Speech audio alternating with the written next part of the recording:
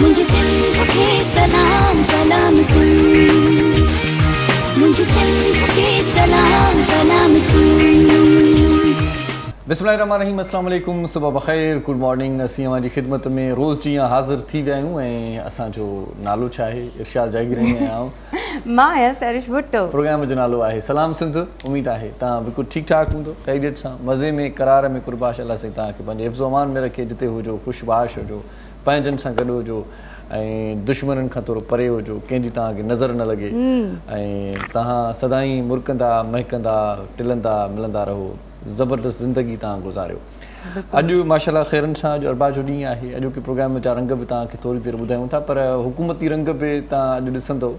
अॼु क़ौमी असेंबलीअ में वज़ीर आज़म इमरान ख़ान साहिबु ख़िताबु कंदो ऐं ख़िताब दौरान शुक्रियो बि अदा कंदो, थोरा बि मञींदो बजट जी मंज़ूरी जे लाइ। हाणे ॾिसूं था त अपोज़िशन अॼु उॾाम करे थी या नथी करे, उहा बजट खे मंज़ूरु मतिलबु कराइण खां पोइ हाणे गोड़ करे थी या नथी करे, हंगामो थिए थो नथो थिए। अॼुकल्ह जी सूरत हाल तव्हां असेंबली में ॾिसो था पिया, हूअं बि ओवरऑल मच्छी मार्केट लॻो पियो आहे। पोइ सिंध असेंबली हुजे, क़ौमी असेंबली हुजे, ऐं सिंध असेंबलीअ जा दरवाज़ा जॾहिं बंदि थिया PTI जे मेंबरनि खे न अचिणो हुयो, त PTI जा मेंबर बाक़ाइदा ईअं ख़बर पई पए त माना कॾहिं माना ईअं बसुनि ते जीअं न माण्हू चढ़ंदा आहिनि जॾहिं रश हूंदी आहे पोइ झंगले खां पोयां ऐं मथे छित ते वेठा हूंदा आहिनि, ईअं सिंध असेंबली जा जेके मेंबर हुआ कल्ह दरवाज़नि तां ईअं चढ़ंदे नज़र आया। ऐं अली मादिल शेख साहिबु तव्हां ॾिठो पए त दोल दममनि सां पहुतो ऐं वॾा जेके आहिनि से ईअं सहरा ॿेरा ॻाईंदे पहुतो। बहरहाल चवण जो मक़सदु इहो आहे त अलाए छा पैगाम आहे, अलाए छा मैसेज आहे जेको ॾिनो थो वञे।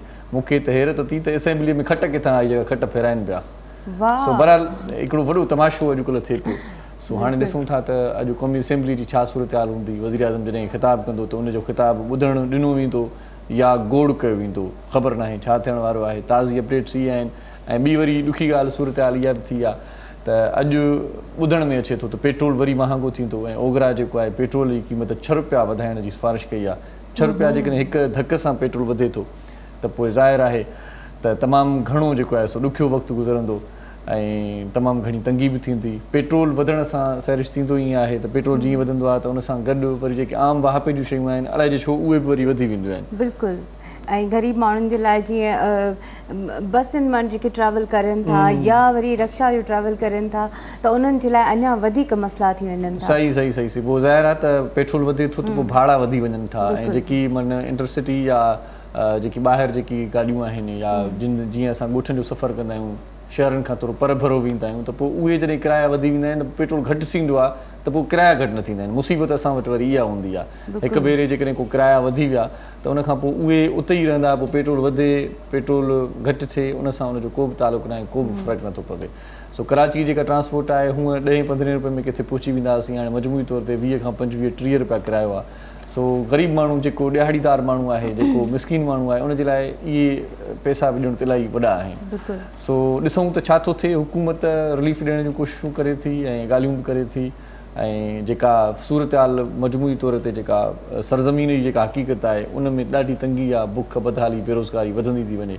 असांजे समाज में जेका अणाहठ थी वई आहे उहा अहसासनि जी बि थी वई आहे। असांजे समाज में जेका अणाहठ थी वई आहे उहा कंहिंजी तकलीफ़ खे ॾिसी करे चुप रहण वारी बि थी वई आहे। माना चुप रहूं था हाणे, उहा उनखे दिलदारी ॾियण वारी अणाहठ आहे, उनखे का हिमत ॾियण वारी अणाहठ आहे। उहे सभु शयूं इन जे करे घटिजी वियूं आहिनि छो त हर को पंहिंजे पेट में पूरो आहे। कंहिंखे बि एक्स्ट्रा न आहे कुझु, मतिलबु का सेविंग न आहे। कंहिंखे बि 2-4 रुपया वधीक न आहिनि जो का शइ करे सघे, ॿिए जे लाइ सोचे सघे। फैमिली पंहिंजी पाण, ॿार, ज़ाल ऐं बसि ॿियो माना जेको कहो लॻियो हूंदो, जेको कुटुंब हूंदो, चाचा मामा, सोट मासात, भाइर, उन्हनि सां माण्हू लातालुक थी वियो आहे, कटिजी वियो आहे। सिर्फ़ु इन जे करे सची ॻाल्हि इहा हक़ीक़त जॾहिं ओवरऑल पाण ॾिसूं था न त जेका पैसे जी तंगी आहे ऐं घटि जेको आहे सो जॉब्स आहिनि या घटि आमदनी आहे, इन जे करे थोरो माण्हू लातालुक थी थो वञे। चवे थो त जेकॾहिं हुते पहुचंदुमि तॾहिं बि हेॾो ख़र्चु थींदो, उते वेंदुमि त वरी कुझु ॾियणो वठिणो हूंदो, का सुखड़ी पाखड़ी ॾियणी हूंदी, या हो असां ॾे ईंदा तॾहिं बि ख़र्चु वधी वेंदो। सो इन सूरत हाल खे ॾिसी करे ओवरऑल जेका ॻाल्हि कजे थी त उहा इहा आहे त मोहबत बि घटिजी वई आहे, माना सॼो तालुक़ु जेको आहे उहो महांगाईअ जो हिते अची फिरे थो।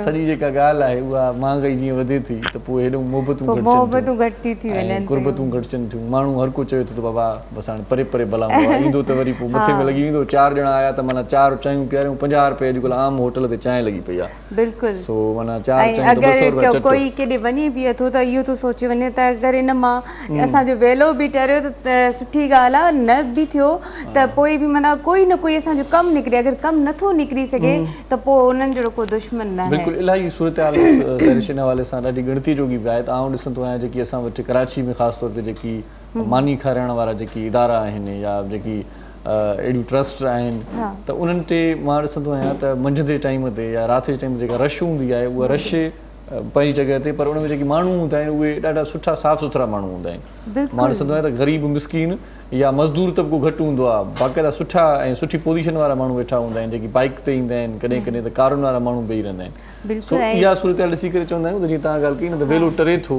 ऐं कुझु बचे थो ऐं 2-4 रुपया बची था वञनि मानी खाइण जा, त इहा हिकिड़ी वॾी ॻाल्हि त पंहिंजी जॻह ते आहे। पर उहे माण्हू जेकी मिसकीन ग़रीब मोहताज ऐं मुस्तहिक आहिनि उन्हनि जी जाइ ते उहे बि माण्हू बि हाणे वेहनि था जेकी कुझु करे सघनि था। माना सूरत हाल एतिरी ख़राबु थी वई आहे, एतिरी ॻणती जोगी थी वई आहे त उहे माण्हू बि अची वेहनि था। उहे माण्हू बि इहो सोचनि था त 4 रुपया इहे बचंदा त असांजे घर जो गाॾो हलंदो। इंतिहाई ॻणती जेकी सूरत हाल आहे। सो ॾिसिजे त पाकिस्तान जो जेको फ्यूचर आहे ईंदड़ वक़्त में छा थो थिए।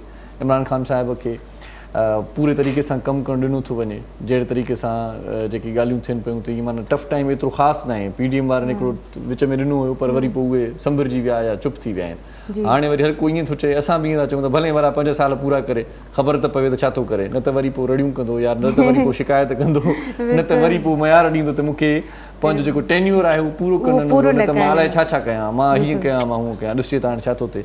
पर के वरी मुबसिर चवनि था, के वरी तजिया निगार चवनि था त सभु कुझु जादू जी छड़ी सां ठीकु न थींदो।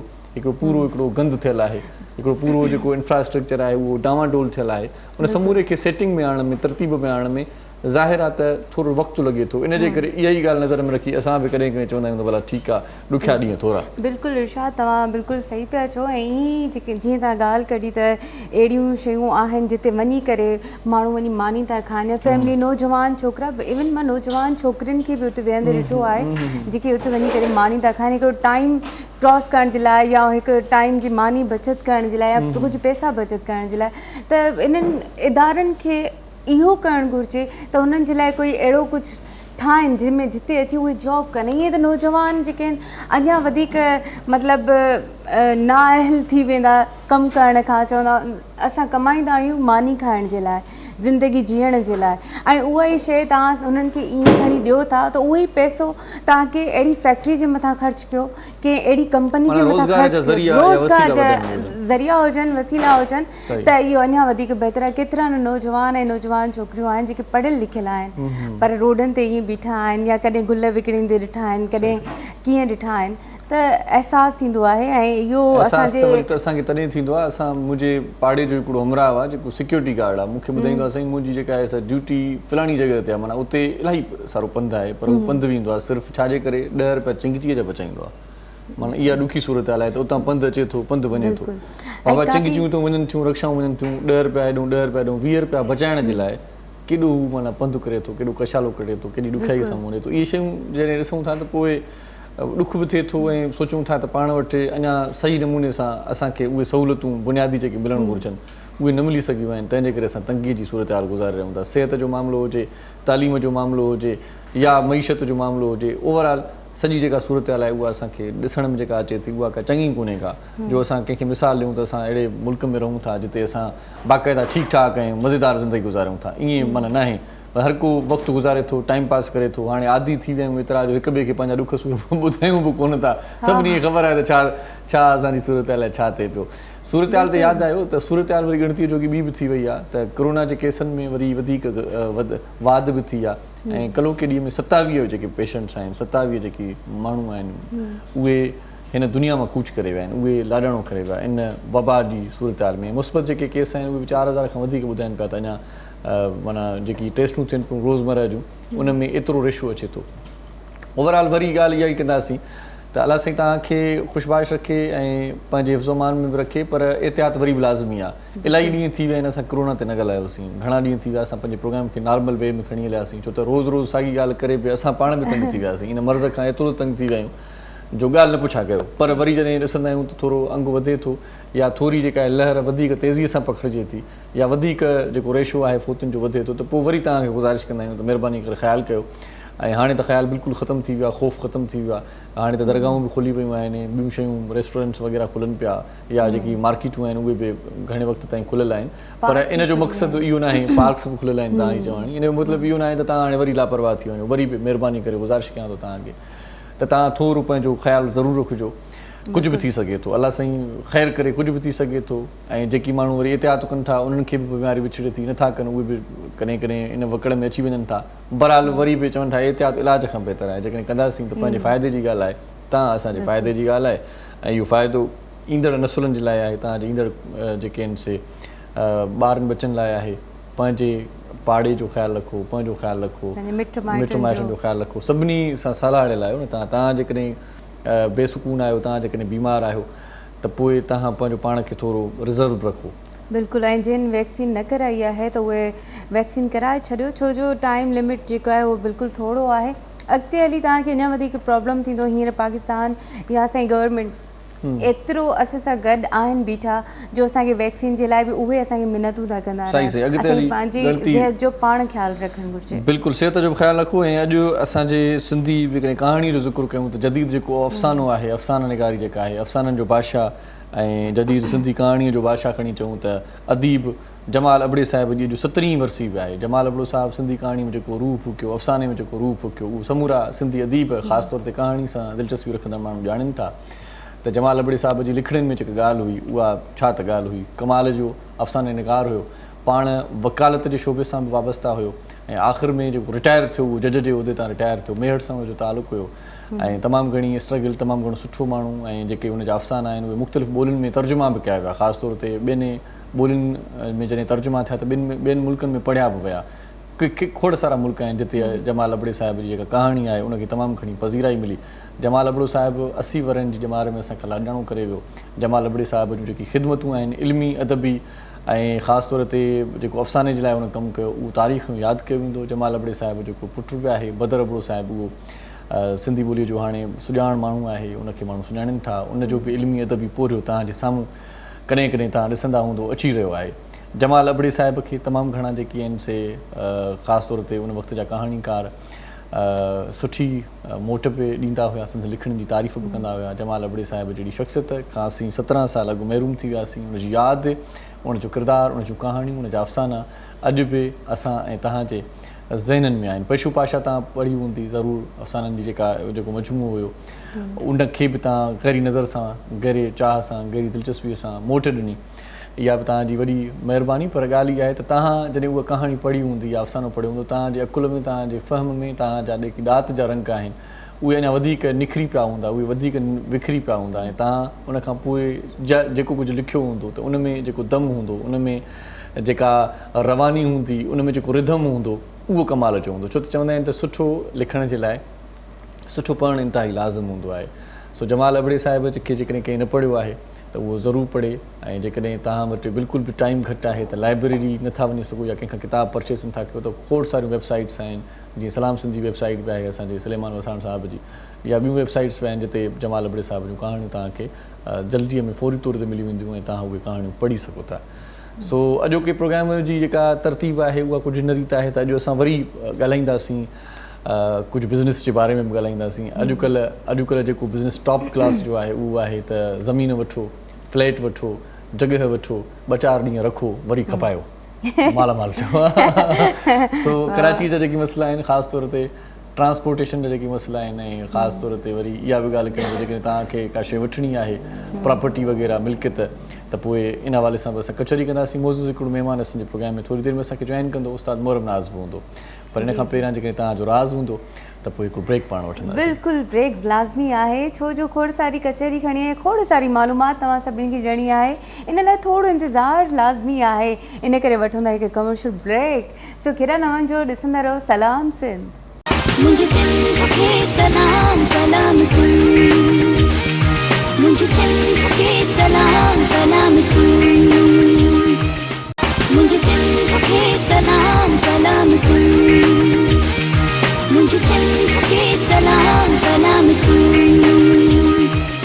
जी वेलकम बैक। असां वापसि अची वियासीं ऐं तव्हां सां खोड़ सारी कचेरी करणी आहे, खोड़ सारियूं ॻाल्हियूं करणियूं आहिनि। असां वटि महिमान बि मौजूदु आहिनि। एतिरो जल्दी वापसि आयो जो मां चांहि बि न पी सघियो आहियां, एतिरी जल्दी छाजी हूंदी आहे। बिल्कुलु हा, वाकई में तव्हांखे पंहिंजनि ॾिसंदड़नि सां जल्दी मुखातिब थियणो हूंदो आहे। हा, छो त उन्हनि जो प्यार आहे असां, उहे बि इंतज़ारु घटि कंदा आहिनि। इंतिहा असां इंतज़ारु ई न कराईंदा आहियूं। जेको हूंदो आहे न उहो ॾाढो ॾुखियो हूंदो आहे। इंतज़ारु जेको आहे न, मतिलबु तव्हांजा हूअं पूरा ॾींहं गुज़री वेंदा, हफ़्ता गुज़री वेंदा, को मसइलो न हूंदो आहे, पर कंहिं शइ जो जॾहिं इंतज़ारु हूंदो आहे न त उहो सेकेंड जेको ॾुखियो हूंदो आहे। अच्छा, हीउ इंतज़ारु कुझु बि न आहे। तव्हां कॾहिं रेलवे स्टेशन ते वेही पंहिंजी ट्रेन अचण जो इंतज़ारु कयो, तव्हांखे ख़बर पइजी वेंदी त इंतज़ार जी कैफ़ियत केतिरी हूंदी आहे। या को माण्हू अचिणो हुजे ऐं तव्हांखे ॿुधाए त हिन टाइम ते आउं ईंदुसि ऐं कलाकु ॾेढ जेकॾहिं उहो लेट थी वञे त पोइ तव्हां उन कर्ब वारी सूरत हाल खे महसूसु करे सघो था त इंतज़ारु छा आहे। इंतज़ारु तमामु घणी जेको आहे न सो अज़ियत वारो हूंदो आहे। ऐं ख़ासि तौर ते उन वक़्तु बि वरी इंतज़ार जी जेका आहे सा ॻाल्हि हूंदी आहे। जीअं मां तव्हांखे चयो न, एयरपोर्ट ते जीअं ट्रेन जो मिसाल हूंदो, एयरपोर्ट ते तव्हां वञो ऐं फ्लाइट का जेका आहे सा देरि सां पहुचे जेको अचिणो हुजे माण्हू जंहिंखे तव्हां रिसीव करण लाइ हूंदो, ऐं उहो माण्हू देरि ताईं न अचे त माना केॾी माना तकलीफ़ हूंदी त हमरा पहुचे नथो, भला हर पुछा कंदो त भला फ्लाइट में लेट छो आहे, कॾहिं पहुचंदियूं। सो बहरहाल असां वरी पोइ इंतज़ार ते कॾहिं ॿिए भेरे तव्हां सां खुली कचहरी कंदासीं त इंतज़ारु छा आहे, वधीक तव्हांखे इंतज़ार खां अलावा जीअं त तव्हांखे मां हमेशह चयो आहे त असांखे तव्हां कॉल करे सघो था। उन खां अलावा मां इहा बि शइ चवंदमि, तव्हां में अगरि टैलेंट मौजूदु आहे सिंगिंग जो या शाइरी जो, त असांजे प्रोग्राम में तव्हां कॉल करे पंहिंजे फ़न जो मुज़ाहिरो करे सघो था, पंहिंजो टैलेंट असांखे ॿुधाए सघो था। ऐं सिंध टीवी हमेशह हर टैलेंट खे उजागर कयो आहे, अॻिते आंदो आहे ऐं साथ ॾिनो आहे। सही अॼु असां जेकी पंहिंजे प्रोग्राम में महिमान शख़्सियतूं दावत में असांजे आयूं आहिनि, शरीक थियूं आहिनि, मतिलबु हीअ बि दावत आहे न, असां ॾींदा आहियूं दिलि सां, बाबा अचो। सो हीउ सिक जो सॾु आहे, उन सॾ ते पहुतो आहे हिकिड़ो असांजो मुज़ महिमान जेको अॼु असां मुख़्तलिफ़ मामलनि ते कचहरी कंदो। ख़ासि तौर ते जीअं पहिरियां ॿुधाए चुका आहियासीं, एजुकेशन, कराची जेका ट्रांसपोर्ट आहे, कराची जा जेकी मसइला आहिनि, ऐं ख़ासि तौर ते जेकी नाजाइज़ अॾावतूं आहिनि उन हवाले सां बि ॻाल्हाईंदासीं, NGOs जो जेको किरदारु आहे उन हवाले सां बि कचहरी कंदासीं, ऐं खोड़ सारा मामला अॼु डिस्कस में ईंदा। सो मुख़्तलिफ़ मामलनि ते गहरी नज़र बि रखे थो, गहरी दिलचस्पी बि रखे थो, ऐं सुठी ॼाण बि असांखे ॾींदो आहे। सो भलीकार चऊं था इंतखाब आलम सूरी साहिब असां गॾु आहे। अस्सलाम वालेकुम जी, कैसे हैं? ठीक हैं आप? बहुत शुक्रिया आप हमारे प्रोग्राम में तशरीफ लाए। ज़बरदस्त, आपसे पहले भी मुलाकात हुई थी इसी प्रोग्राम में, याद आ रहा है मुझे। बिल्कुल। तो इससे अंदाज़ा हुआ कि मेरी याददाश्त अभी तक ठीक है, सही काम कर रही है। ऐं ॿियो जेको असांजो साथी घर भाती उनजो तारीफ़। हा बिल्कुलु, जंहिंजे हथनि में आहे जादू, जेको आहे पाण दादूअ जो, अदा मोहरम असां सां गॾु मौजूदु आहे। अॼु मां पंहिंजी पसंदि जा सभु सॉन्ग ॿुधंदसि। अॼु अदा मोहरम जी मां बिल्कुलु बि न ॿुधंदसि, ऐं मां उन खां सॉन्ग ॿुधंदसि जेके मुंहिंजी मर्ज़ीअ जा हूंदा। जी अदा, कीअं आहियो? ठीकु आहियो? ज़बरदस्त। कीअं गुज़रियो कल्ह जो ॾींहुं तव्हांजो? ॾींहुं ज़बरदस्त गुज़रण पिया, अलाह जो शुक्र आहे। अॼु छा प्लानिंग आहे? प्लानिंग बसि हुकुम जे ताबे आहियूं। मेमोरी कार्ड अथव, पंहिंजा गाना भरे हिनखे ॾेई त छॾियो, चए त मां पंहिंजी पसंदि जा गाना ॿुधंदमि। बिल्कुलु, मतिलबु अचानक सां हिकिड़ो क्लिक थींदो आहे, अॼु मूंखे हे गानो ॿुधिणो आहे, अॼु मूंखे हे गानो ॿुधिणो आहे, त ज़ाहिर आहे अदा असां सां गॾु हुजे ऐं गाना न ॿुधूं। सही। तो जावेद इहो इंतखाब आलम सूरी साहिब सां गॾु आहे। इंतखाब साहब, आजकल माशाल्लाह से जैसे हमने इंट्रो में बात की थी कि मोहब्बतें भी कम होती जा रही हैं और जो ख़ानदान है वो सिर्फ यहाँ तक महदूद हो गया है कि अपनी बीवी, अपने बच्चे, रिश्तेदार, बहन भाई, माँ बाप सब अलग अलग हैं। वैसे ख़ानदानी निज़ाम पे थोड़ी सी बात हो जाए, कोई बिल शिल भी मंजूर हुआ है इस हवाले से? आजकल जो करंट इशू है उस पर थोड़ी सी बात हो जाए पहले। हाँ बिल्कुल, अभी असल में एक तो हमारे यहाँ माशरे में बाइंडिंग्स काफ़ी कम होती जा रही हैं। उसकी बड़ी वजह सोशल मीडिया है, मोबाइल जो हाथ में बच्चा पैदा होता है उसके बाद से सब शऊर आता है, उससे पहले वो मोबाइल उसके हाथ में दिया जाता है। और इस मोबाइल ने जो रिश्ते हमारे, मैं तो ये कहूँगा जो रिश्ते हमारे कुर्बत कहते हैं, मोहब्बत वाले थे, वो दूर हो गए हैं, और जो हमारे अनजान थे वो करीब आ गए हैं। सही। इससे फसाद जो है पैदा हो रहा है। और एक पुलिस का एक जो IG थे, वो TV में एक बार इंटरव्यू दे रहे थे, तो उनसे पूछा कि जराइम की बड़ी वजह बताई क्या है। वो तो जानता है ना, वो तो जाहिर है। तो उसने कहा कि ड्राइम की दो बड़ी वजह है। एक उसने कहा है कि मंशियात, और दूसरा मोबाइल का इस्तेमाल। अच्छा। और आप देख लें कि यहाँ पर जो गैरत के नाम पे कत्ल हो रहे हैं, या ख़ानदान जो टूट रहे हैं, और जिस तरह मतलब मोहब्बतों के किस्से चल रहे हैं, अभी मतलब लड़के लड़की को शऊर पैदा नहीं हुआ, वो इन चक्करों में लग जाते हैं। सही बात, सही है ना। और वक्त का ज़िया और इस तरह की नहीं वो चीज़ें जो कि मतलब कई कत्ल और कई इस तरह के जराइम اس سے جنم لے رہے ہیں. لیکن آپ نے جو بات کہی نا بل کی, مجھے یاد آیا کہ کل پرسوں ہی ایک اسمبلی میں, سندھ اسمبلی میں ڈسکس ہوا ہے, بحث ہوئی ہے کہ 18 سال سے کم عمر کی شادی جو ہے وہ اسلام قبول کرے یا کوئی مذہب قبول کرے, اس کی اجازت نہیں ہے 18 سال کی عمر سے پہلے. اچھا, یہ بھی ایک بل پتہ ہے آپ کو سندھ اسمبلی میں منظور ہوا تھا, جس کے اوپر ڈسکس ابھی تک چل رہا ہے کہ جو شادی کی عمر ہے وہ 18 سال سے یعنی قبل نہ ہو شادی کی. دیکھیں اصل پتہ ہے وجہ کیا ہے, ہم لوگ یہ اصل میں این جی اوز کام کر رہی ہوتی ہیں. آپ نے بھی این جی اوز کا بھی ذکر کیا موضوعات میں شاید ہے نا, تو میں آپ کو بتاؤں کہ این جی اوز زیادہ تر وہ این جی اوز ہیں جو کہ فنڈڈ این جی اوز ہوتی ہیں. مغرب اور پاکستان اور اسلام کے دشمن جو بھی ہیں, خاص طور پر پاکستان کے نظام کے جو مخالف ہیں, وہ ہمارے خاندانی نظام ان کو بھاتا نہیں ہے. ہمارے خاندانی نظام میں بائنڈنگز ہیں. ہمارے آپ کے بچے آج ہمارے والدین کی اور بڑوں کی توجہ کی وجہ سے, خاندانی بائنڈنگ کی وجہ سے, ان رشتوں کی وجہ سے بہت سی برائیوں خرابیوں سے رکے ہوئے. اچھا, ہمارا معاشرہ جو ہے نا وہ متحمل نہیں ہو سکتا. ہم مغرب کی نقالی کرتے ہیں, آزادی چاہتے ہیں, ٹھیک ہے نا, اور اس آزادی کے چکر میں ہمارے یہاں جو لڑکے لڑکیاں جس طرح کی آزادی اور جس طرح کے بل منظور کیے جا رہے ہیں, اس سے اور مسائل بڑھیں گے, اس سے قتل و غارت گری بڑھے گی, غیرت کے نام پہ قتل بڑھیں گے. یہ نہیں, کیونکہ ہمارا خاندان دیکھیں اسلام کو ہٹا بھی دے نا, یہ انڈیا اور پاکستان کا ایک مخصوص خاندانی نظام ہے, اس نے تحفظ کیا ہوا ہے کئی چیزوں کو لیے. اچھا, باہر کے ملکوں میں ہم اس کو کمپیریزن کر نہیں سکتے, یہ ہماری مجبوریاں ہیں, یہ ہمارے مسائل, ہماری روایات اپنی. اچھا, بل کی میں بات کر رہا ہوں کہ بیسیکلی بل میں اگر یہ رکھا جائے کہ 18 سال سے کم عمر کے شادی نہیں کر سکتے. دیکھیں اب میں نے بتایا موبائل کے استعمال کی وجہ سے لڑکے لڑکیاں اور جس طرح کے مسائل چل رہے ہیں, اس میں وہ اس سے پہلے شادیاں اور دوسرے مسائل کر جاتے ہیں. تو لہذا شادی نہ کرنا یہ تو اور جرائم کو بڑھانا ہے. یا تو شادی کو تو جیسے کہا گیا ہے اسلام ہی نہیں بلکہ اور بھی مذاہب میں یہ بات پسند کی گئی کہ جلدی شادی ہونی چاہیے تاکہ ان خرابیوں برائیوں سے بچے, نہ کہ ہمارے یہاں جو پابندیاں لگائی جا رہی ہے. اسی طرح اسلام کے قبول کرنے کے حوالے سے این جی اوز نے باقاعدہ سندھ کے اندر خاص طور پہ یہ پروپیگنڈا کیا ہے کہ لڑکیوں کو زبردستی اسلام مسلمان بنایا جا رہا ہے. ایسا قطعی نہیں ہے. پوری ریسرچ اس کے اوپر کی گئی ہے, پوری ریسرچ سامنے موجود ہے کہ اس طرح کی اکا دوکا واقعات ہو گئے ہوں گے. اس کے پیچھے بھی وہ محبت کی داستان ہے کہ لڑکے نے لڑکی سے محبت کی اور اس سے شادی کرنا چاہتا تھا, تو جب شادی کرنے سے کے ساتھ ساتھ ظاہر ہے اس نے اسلام بھی قبول کر لیا, اس کو انہوں نے زبردستی کا نام دے دیا. حالانکہ زبردستی کہیں نہیں ہوئی ہے, اکا دوکا واقعات ہے, لیکن اس کو اتنا بڑا کر کے پیش کیا گیا. اور مجھے افسوس ہوتا ہے کہ ہمارے پیرنٹس کہہ دیتے ہیں کہ بھائی زبردستی ہوئی ہے, بعد میں نہیں, ہمارے وزراء نے اس بل کو منظور کروایا اور ہماری حکومت میں نے بھی اس کو سپورٹ کیا, لگے غلط ہے. تو زبردستی کی شادی نہیں ہو رہی سندھ کے اندر, اندرون سندھ میں بھی کوئی زبردستی کی شادی نہیں ہو رہی ہے. محبت ہو جاتی ہے, یہ ہو جاتی ہے, وہ الگ میٹر ہے. لہٰذا اس قانون کو بدلنا چاہیے کہ 18 سال سے پہلے اگر وہ اسلام قبول کر لیتا ہے تو اس کو جو ہے ناجائز نہیں ہے. اس بل کو بدلنا چاہیے. دوسرا بل جو کل پیش کیا گیا ہے اس سندھ اسمبلی میں, وہ یہ پیش کیا گیا کہ 18 سال سے عمر جو ہے نا وہ پہلے جو ہے وہ شادی, اس طرح کے مطلب معاملات آ رہے ہیں. تو یہ سب یہ غلط ہے نا. بیچ میں تو ایک بل یہ بھی تجویز آئی تھی کہ 18 سال سے اوپر کوئی لڑکا ہو جاتا ہے تو اس کی اگر شادی نہیں ہو رہی تو والدین پہ پینلٹی لگے گی. تو بڑی یہ بڑا مطلب وہ سوشل میڈیا پہ اس کو اچھی نگاہ سے دیکھا گیا, مذاق میں بھی دیکھا گیا, تھوڑی سی اس پہ تھوڑی چٹ چٹ بھی, لیکن وہ منظور نہیں ہو سکا. دیکھیں بھلائی کیا ہے, اچھائی کیا ہے, ہمارے جو خاندانی نظام چلا ہے نا وہ اس کو جتنا اچھا ہوگا نا وہ شادیاں ہوں اور وہ اچھی. اچھا, میں ایک بل اور آپ کو بتاؤں کہ ایک بل پیش کیا گیا ہے, بڑا ہی گھناؤنا بل ہے. آپ یقین کریں ہمارے خاندان کے نظام کو, اور آپ جیسے ماشاءاللہ اچھے بولنے والے اس بات پہ سوچیں, غور کریں کہ سینٹ میں 4-5 دن پہلے ایک بل منظور کیا گیا ہے کہ گھریلو تشدد بل کے نام سے. میں پوائنٹس لے کر آیا ہوں کہ پرائیویسی میں حائل, آزادی میں حائل یا ناگوار بات کرنا والدین کو اجازت نہیں ہوگی.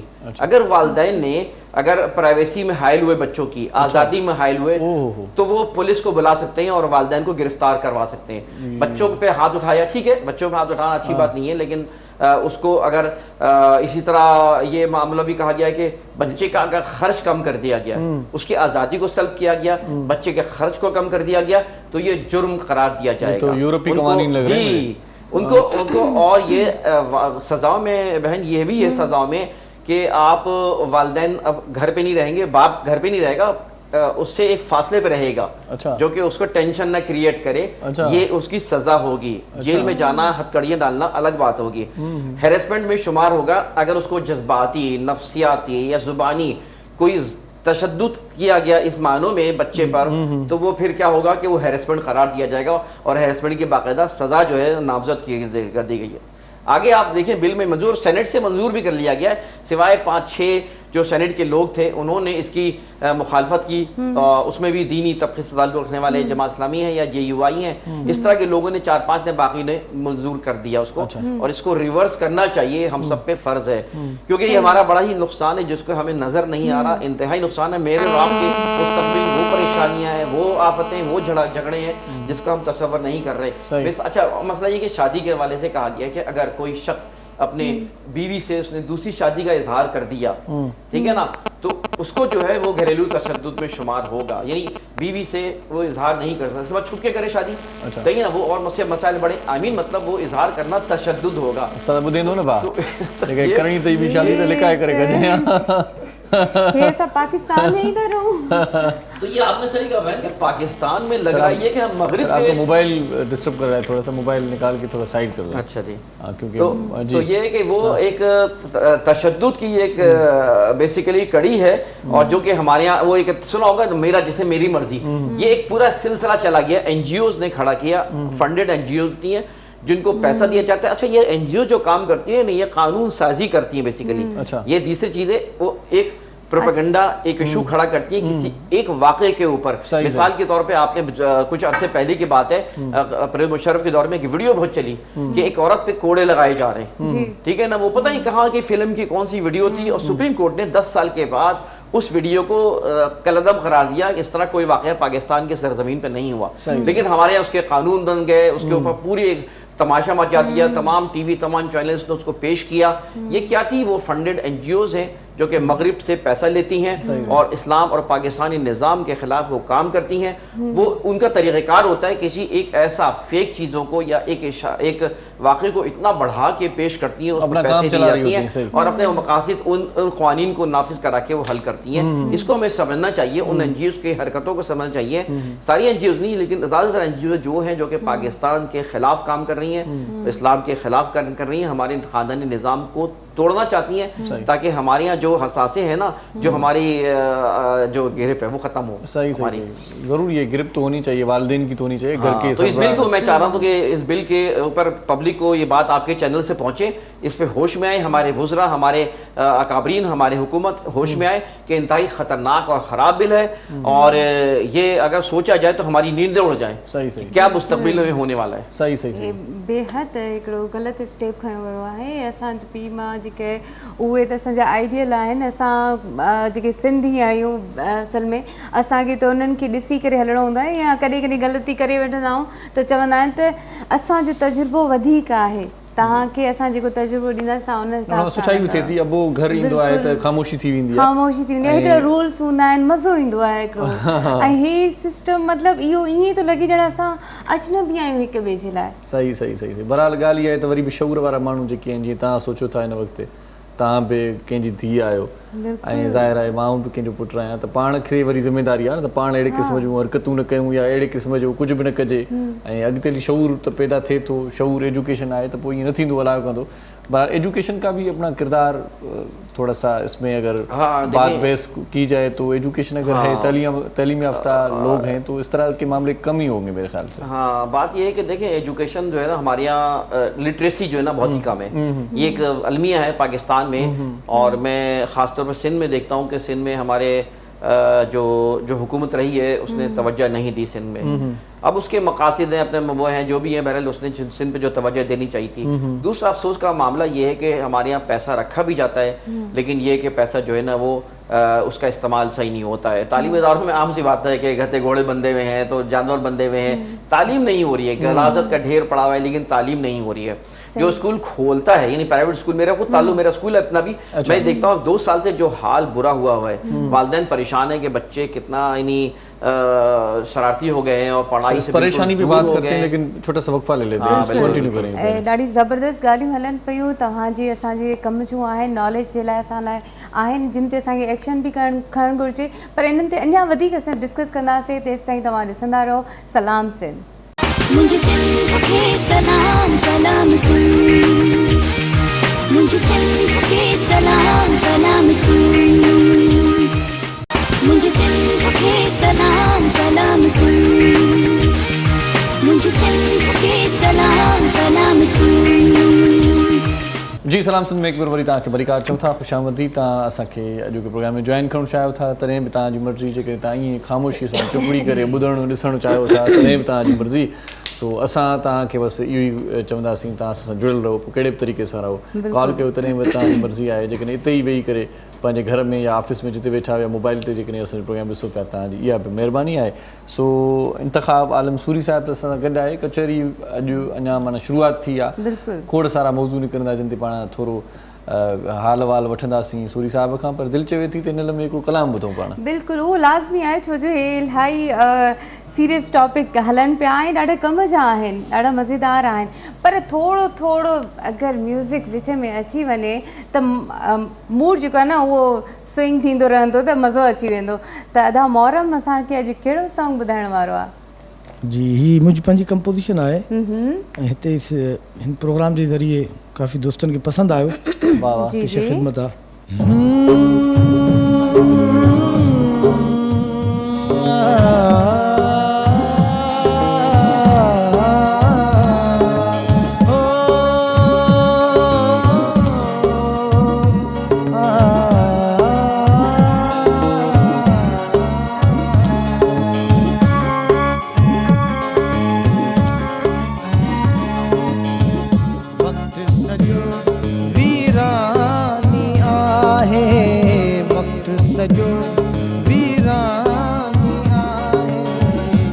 जीवन रेगिस्तानी आए वक्त सजो वीरानी आए वक्त सजो वीरानी आए जीवन रेगिस्तानी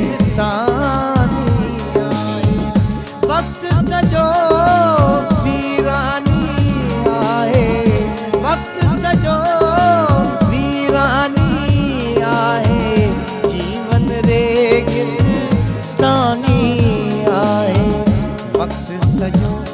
वीरानी आए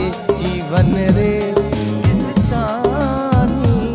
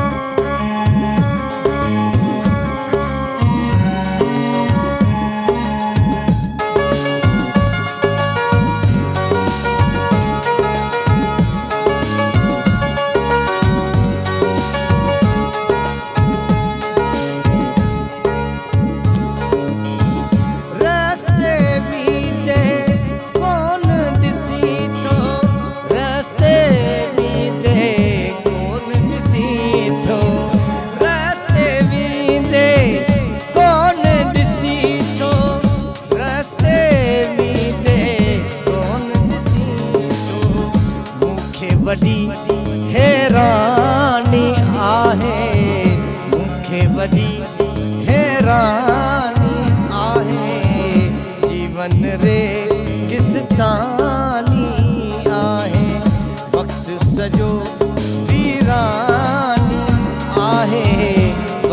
सॼो वीरानी आहे जीवन रे किसतानी आहे वक़्तु सॼो वीरानी आहे वक़्तु सॼो वीरानी आहे जीवन रे किसतानी आहे वक़्तु सॼो वीरानी आहे जीवन रे किसतानी आहे जीवन रे किसतानी आहे जीवन रे किसतानी वाह वाह ज़बरदस्त वाह साहब वाह वक़्तु सॼो वीरानी ऐं जीवन वरी रेगिस्तानी छा ॻाल्हि कजे उस्ताद छा ॻाल्हि कजे अच्छा आदा मोहरम इहो छा थींदो आहे मतिलबु ॻाइण ॻाइण में तव्हां विच में खिलंदा हो त अहिड़ी कहिड़ी ॻाल्हि तव्हांखे यादि अची न इहो मुस्कुराइणु ज़रूरी आहे उहो त ज़रूरी खणी केॾा बि ग़म हुजनि काई यादि अची वेंदी हूंदी तव्हांखे न बसि थोरो इरशाद साईं बि हेॾां मुरकंदो आहे मोहबतूं ॾींदो आहे ऐं हिकिड़ो साईं उहो सिग्नल ॾींदो आहे चवंदा आहिनि दिलि जी दिलि सां राह आहे पर हेॾे मुल्क जी मुल्क सां जेको आहे न सो ज़रूरी राब्तो आहे सिग्नल हलनि पिया मुस्कुराहट जेको आहे न उहा वॾी हिकिड़ी ज़रूरी आहे ज़बरदस्त शइ आहे मुस्कुराइणु ज़रूरी ऐं आहे वरी मूंखे त दोस्त चवंदा हूंदा तव्हां आइस्क्रीम ते वेहंदा हो त ईअं लॻंदो आहे ॼण काढ़िया वेठा मां चवंदो भई हो हिकिड़ी चवणी आहे त रोती की हो शकल ई थी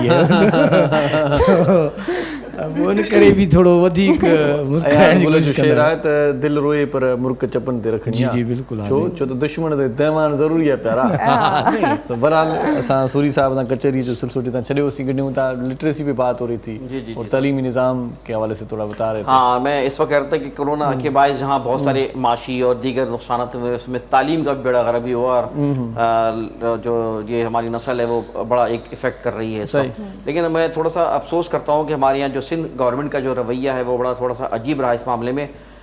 प्रेशर में स्कूल तो खोले लेकिन आप देखिए बच्चों में कोरोना का इतना पूरी वर्ल्ड में WHO की भी रिपोर्ट है कि वो बहुत ही माइनर से इफेक्ट हुए हैं बच्चे ना, लेकिन उसके बावजूद जो स्कूलों को बंद रखना ये कोई अच्छी बात नहीं थी और उसको काफ़ी जो है ना वो गलत मतलब एक तो से वो मिला।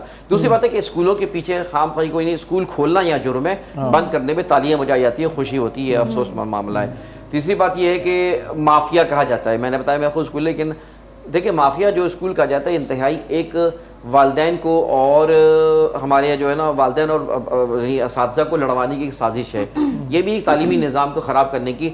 मैं बताऊँ कि यानी गिने चुने 25-50 स्कूल होंगे जो कि 20-25-50 हज़ार की फीस ले रहे हैं, वरना ज़्यादातर स्कूल जो है ना, ज़्यादातर 95% स्कूल वो हैं जो कि यानी किराए की बिल्डिंग पर है और उनकी फीस 2000, 2,000 ज़्यादा नहीं है, 3,000 ज़्यादा नहीं है, ठीक है जी।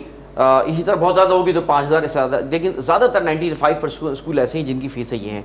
हमें पता है कि किस तरह चला रहे हैं स्कूल, इनको माफिया कहना इंतहाई गलत है। असातिज़ा को वो करना, इनको तो सपोर्ट करनी चाहिए ना, गवर्नमेंट को सपोर्ट करनी चाहिए। जिस तरह तालीम के बेड़ा उठाया हुआ है, क्या आप बताएं कि ये हमारे जो गवर्नमेंट स्कूल है, क्या हम लोग अगर तमाम स्कूल बंद कर दें, प्राइवेट स्कूल बंद कर दें, आप इन स्कूलों को देखें तो क्या हमारे तालीम का ये बोझ उठा सकते हैं?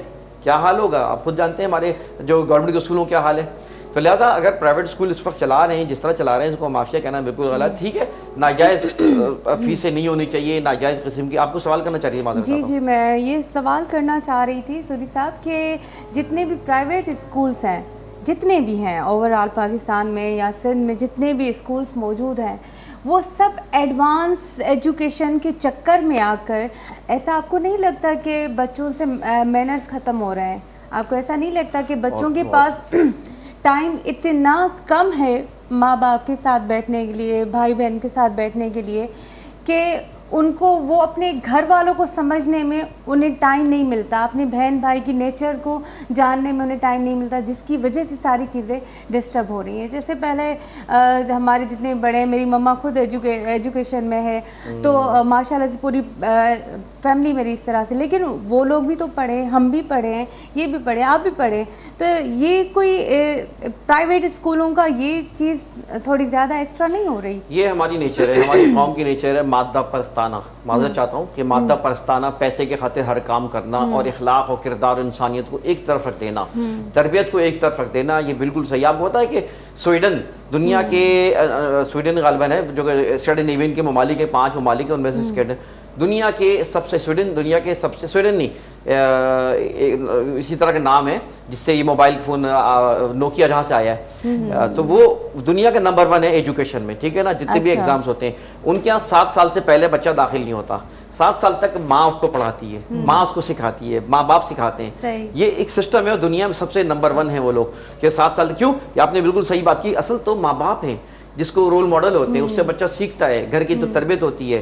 और हमारे यहाँ एडवांसमेंट के चक्कर में बच्चों पे बोझ इतना बढ़ा दिया जाता है कि उनको तालीम एडवांसमेंट करे, लेकिन जो कैरेक्टर्स हैं, ठीक है ना, माँ बाप का रोल है, जो घर वालों के बाइंडिंग्स हैं, उससे दूर कर दिया जाता है और दीगर तालीम में इतना आगे बढ़ा दिया जाता है कि वो अपने घर में टाइम भी नहीं दे पाता।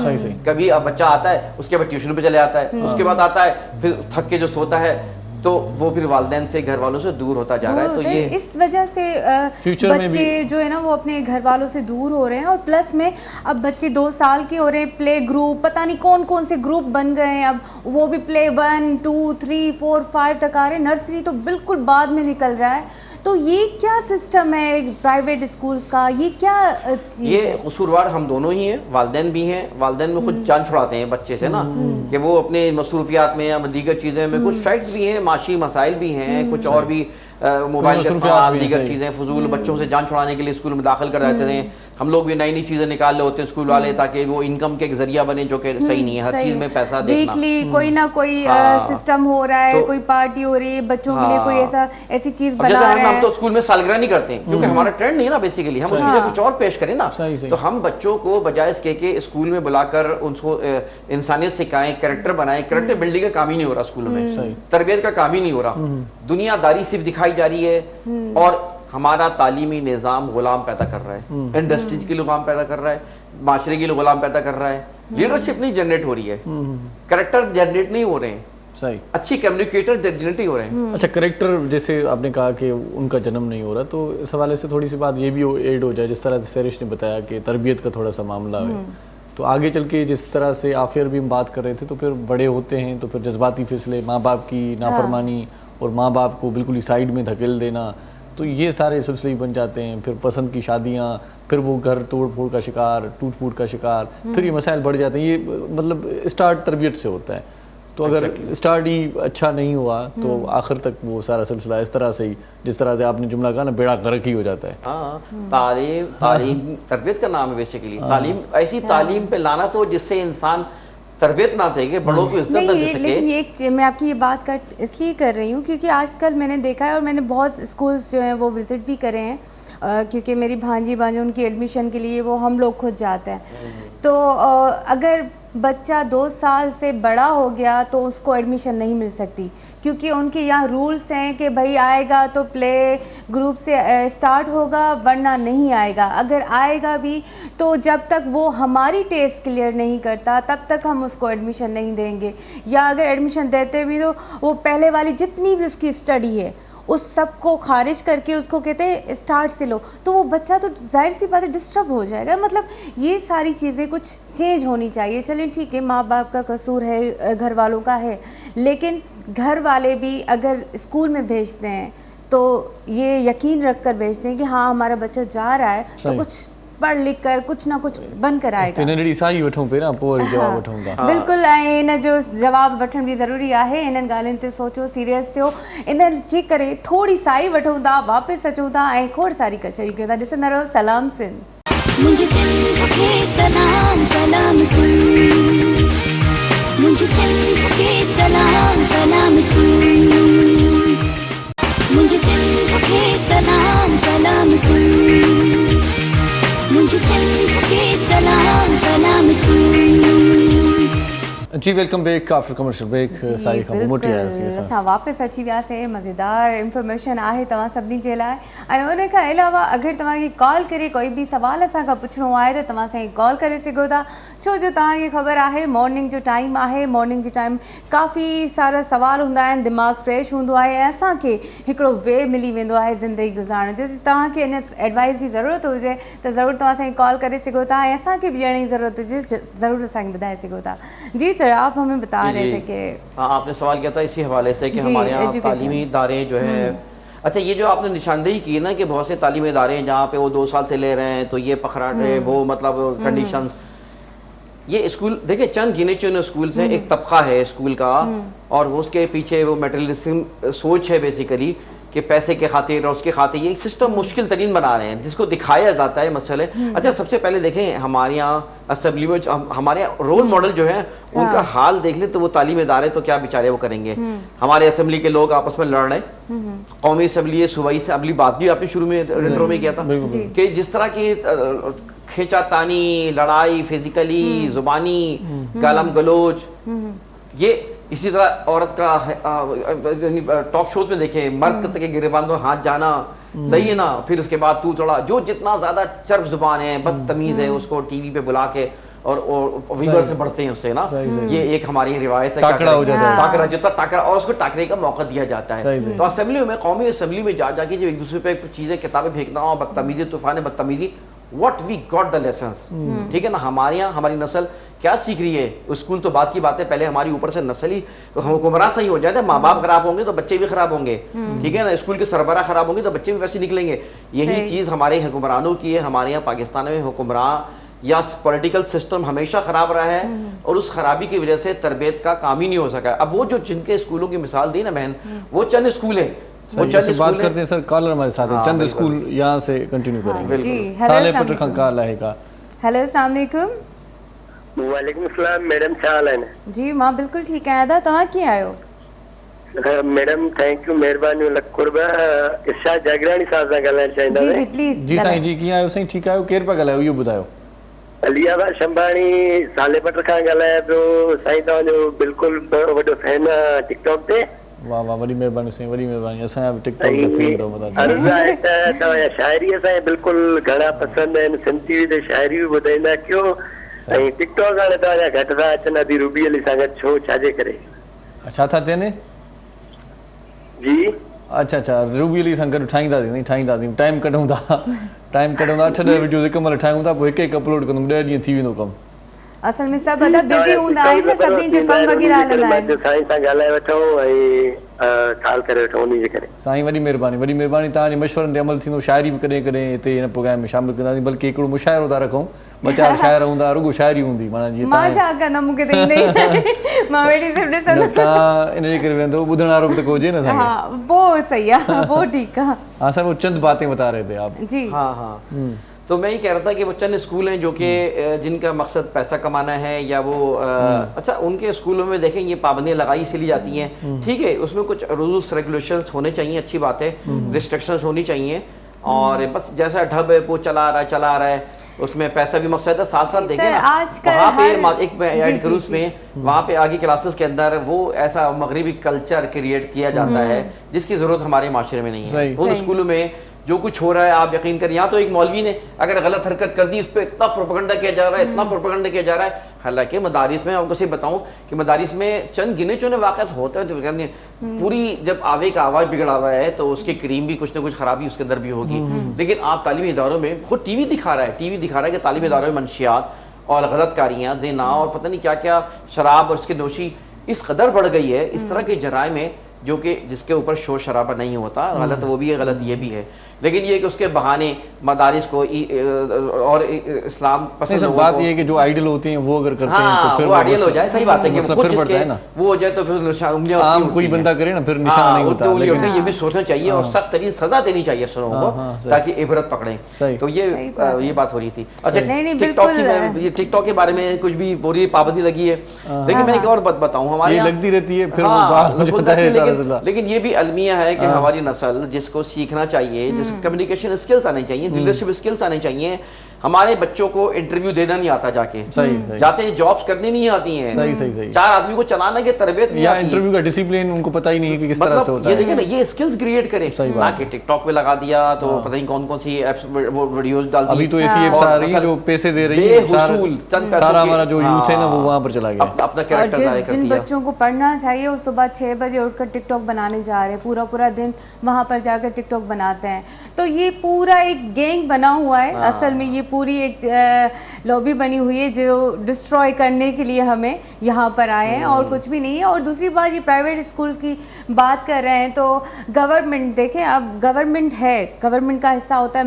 मैं खुद इन चीज़ों को मानती हूँ, क्योंकि मैं खुद भी, अगर प्राइवेट स्कूल की बात है तो मैं खुद प्राइवेट स्कूल से पढ़ी हुई हूँ, लेकिन वहाँ पर भी कुछ स्कूल्स इस तरह से है जो स्टार्ट होते हैं 5 साल से। और कमाने की बात है तो हर बंदा कमा रहा है, हर बंदा पैसे के लिए काम कर रहा है। हम लोग भी यहाँ पर अगर बैठे हुए हैं, जॉब कर रहे हैं, तो इट मीन्स हमें रिज़्क जो है, रोज़ी जो है वो हमारे यहाँ से है, ठीक है। हर बंदा इस चीज़ के पीछे पड़ा हुआ है कि ज़्यादा से ज़्यादा हमारे पास आए। कोई इस तरह से नहीं कि नहीं वो फलां कर रहा है तो मैं तो नहीं कर रहा, ये चीज़ ऐसा ही है, इसको कोई नहीं मान सकता। लेकिन जो नुकसान हो रहा है वो हो रहा है बच्चों का। जो एजुकेशन भी अगर दी जा रही है तो आजकल आपने एक्सेंट भी देखा होगा, तो वो ब्रिटिश नहीं है, वो अमेरिकन है, ठीक है। क्योंकि हमारे यहाँ शुरू से अगर ग्रामर सिखाई जाती है तो ब्रिटिश सिखाई जाती है, और स्टार्टिंग लिया जाता है ब्रिटिश से लिया जाता है। जी बिल्कुल। सो पहिरियों कॉल शामिल कयूं था, उन खां पोइ वरी कंटिन्यू कंदासीं तव्हांजे सवाल खे। जी अस्सलाम वालेकुम। वालेकुम सलाम। इरशाद जागीरानी साहब। जी साईं, मां पाण पियो ॻाल्हायां। कीअं आहियो साईं, ठीकु आहियो? सरदोम करम ख़ुश आहियो, सही आहे। तव्हांजे साम्हूं ॾिसूं पिया स्क्रीन ते। माशाल्लाह माशाल्लाह। असां साईं तव्हांजो आवाज़ ॿुधूं पिया। केरु पिया ॻाल्हायो साईं, किथां पिया ॻाल्हायो? बारसोलनी पियो ॻाल्हायां, नवाब अली मोहन खां, काज़ी मोहन खां। माशाल्लाह माशाल्लाह। कीअं आहियो, ठीकु आहियो, ख़ैरियत सां दादा? करम दुआऊं अल्हम्दुलिल्लाह। तव्हां ख़ुश आहियो त सही आहे? दुआऊं। कुझु चवणु चाहींदो? प्रोग्राम ॾिसो पिया? प्रोग्राम अल्हम्दुलिल्लाह सुठो हलंदो तव्हांजो। तक़रीबन कोशिशि कंदो तव्हांजो प्रोग्राम ॾिसूं असां डेली सुबुह जो। वॾी महिरबानी साईं, वॾी महिरबानी। को सवाल आहे, कुझु पुछणु चाहियो था? न त भला बि तव्हां ख़ुशि रखे, मिड़ई चऊं पिया त भाउ सां दुआ सलाम कयूं। तव्हांजा छोकिरा थिया पाड़े जा ओठा जेके नातू पढ़ंदा आहिनि, हा हा हा, हाफ़िज़ गुलाम नबी ओठे वारा, तो उन्हनि सां दुआ सलाम। वेझान घर जे भर में ई आहिनि, तक़रीबन ॻाल्हि ॿोल्हि हलंदी रहंदी आहे। अच्छा अच्छा अच्छा, सही सही सही सही। पहिरीं वॾी महिरबानी साईं, उन्हनि खे असांजा सलाम ॾिजो, मिलनि था। ऐं माशाल्लाह तव्हांजो प्रोग्राम ॾाढो सुठो हले पियो साईं। वॾी महिरबानी साईं, लख थोरा कुर्ब साईं, कुर्ब। Thank you sir, thank you sir. थोड़ी ट्रांसपोर्ट पर भी बात हो जाए। हाँ, ट्रांसपोर्ट की एक छोटी सी मैं ऐड कर की बात थी, बड़ी अच्छी उन्होंने निशानदेही की है कि मैं खुद ये बिल्कुल सही है, बहुत शुक्रिया। हमारी आपने नुमाइंदगी की है। क्या हम लोग के भी बच्चे नहीं है? क्या हम लोग के अखराजात नहीं है? हम अपने मेहनत तालीम, मैंने MSc किया है और भी कई सर्टिफिकेट्स मैंने लिए हैं। पढ़ाने के बाद फिर मैं अगर नौकरी नहीं की, मैंने स्कूल खोला है, तो क्या मेरा हक नहीं है कि मैं अपने घर को दिखो चला सकूं? इस तरह तो बात ये है कि हम ये चीज करेंगे तो हम अच्छी तालीम भी देंगे ना। नहीं तो, चलाना अलग बात है, लूटना अलग बात। हाँ, लूटना नहीं चाहिए। देखिए बताए, वो चंद स्कूल लूट रहे हैं, चंद स्कूल लूट रहे हैं, उसको सबको गड़े होता है, सबको शामिल नहीं करना चाहिए। सही सही सही, इसका तमीज रखनी चाहिए। सही सही सही, ठीक है जी। ट्रांसपोर्ट की बात की ना, ट्रांसपोर्ट इस वक्त कराची का देखें बहुत बड़ा। आपको तो पता है कि अभी मैं 15-20 साल 18 साल पहले की बात है, जब MQM नहीं थी, ठीक है ना, उससे पहले 26,000 बसें चलती थी कराची में। अच्छा। हर एक को आसानी थी। फिर क्या हुआ? आज जो 500 बसें भी नहीं है, उनके हाल बुरा देख लें। कसूरवार कौन है? MQM भी है और हुकूमत सिंध भी है, पीपल्स पार्टी सब शामिल है। कोई मुतबादिल बंदोबस्त नहीं, इन्होंने जला वला के घिरा के जो जलाई गई गिराई गई, लेकिन हुकूमत ने भी तवज्जो नहीं दी उस पर। ठीक है ना, बसें होनी चाहिए थी। ट्रांसपोर्ट का निज़ाम ख्वातीन के लिए इंतहाई मुश्किल काम है इस वक्त। ठीक है, पैदल चलती थी, कुत्ते काट लेते हैं। ठीक है जी, कहीं और ट्रांसपोर्ट में उनको तहफ़्फ़ुज़ हासिल नहीं है। और कुत्तों की भी इक़साम हो गई है। हाँ, हो गई है।